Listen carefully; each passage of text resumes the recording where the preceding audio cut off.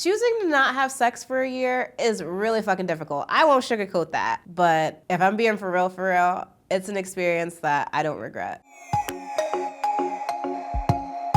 My name is Daisha, and I challenged myself to go a whole year without having sex. Well, kind of a whole year. Like many women, when I first started having sex, I couldn't have an orgasm. And it's not like I didn't have the ability. In fact, I was very well aware of my ability. But for whatever reason, whenever I tried to recreate that flame with someone else, it's like I couldn't get the wick to burn. The closest I ever came to having one until I met Brandon a year ago was when I was in my first and only long-term relationship. It wasn't an orgasm, I know that now, but for a long time, it was the closest I'd ever come. You gotta admit, that was a really good pun. Brandon was the first guy since my ex-boyfriend that I seriously wanted to consider dating. From the moment we first met, he always knew how to make me feel comfortable. Our first date lasted for hours, talking about everything and anything. The way he pulled me in and held me close on our second date, he would switch between caressing and lightly pressing on my thighs. There was this harmonious combination of love and lust in his touch that gave me those damn proverbial butterflies. Date 3 was the night. Before we got into it, I noticed him kind of looking me over with this look in his eye that I was really unfamiliar with. He said to me, "You are so beautiful." I wanted to jump out of a motherfucking window because that was the first time that anyone had ever said that to me, and he said it in a way that actually made me believe him. You know what's even crazier? When we did end up having sex that night, I orgasmed, but I didn't even orgasm from penetration. I remember just kind of laying back, stunned after it happened. I was like, how did he do that? I've never felt comfortable enough with anyone to let that happen. But I can tell you, I was really excited to try and explore.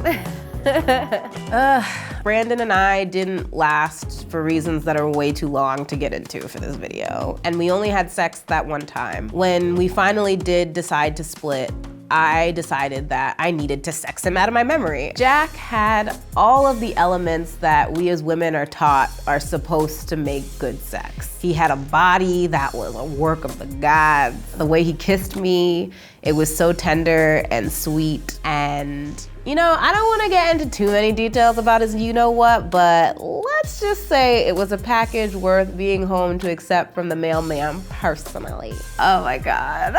My mom. When we finished, sans orgasm on my end, I didn't know how to feel. Here was this dreamboat that I had been taught would give me all the orgasms that I could ever imagine, and that 14-year-old me would have flipped a shit to know that she got this guy to have sex with her. And I couldn't orgasm. But after sleeping with Jack, I just kind of realized I needed to chill the fuck out.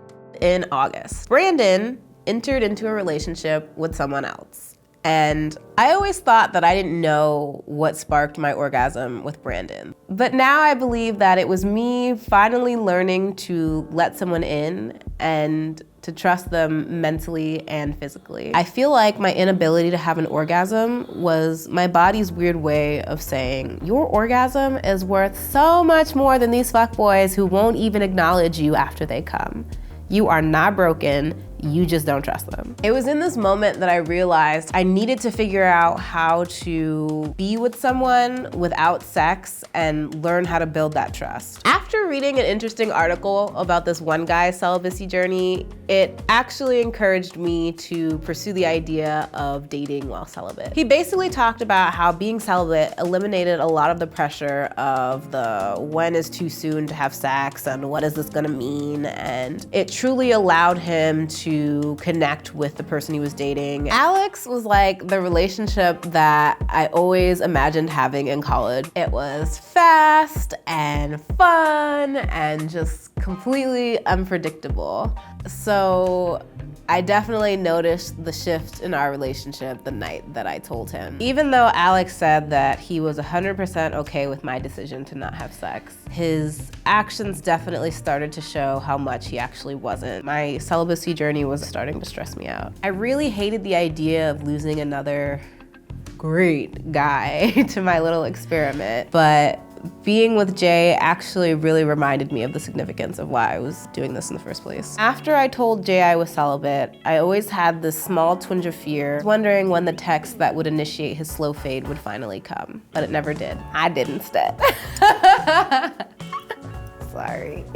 Jay, in a lot of ways like Brandon, not only said the right things, but mainly let his actions do the talking. On our first date, he and I also talked for hours, which made me realize my love of deep conversation. The way he grabbed my hand and caressed my palm, it had that same twinge of love and lust that Brandon had introduced me to many months ago. But I feel like what really did it was his genuine ability to embrace new things. Whether that meant making out with me while I had an eye patch on because I scratched my cornea, or being able to fully embrace and not being threatened by my sex toys, or just accepting the fact that I wasn't having sex for 2 more months. He made it very clear through his constant engagement, his affection, and his respect for my decisions that this is what I needed to fully trust someone, both mentally and physically. 2 weeks shy of my celibacy expiration date, which was 6 weeks after we met, I finally decided I just wanted to have sex with Jay.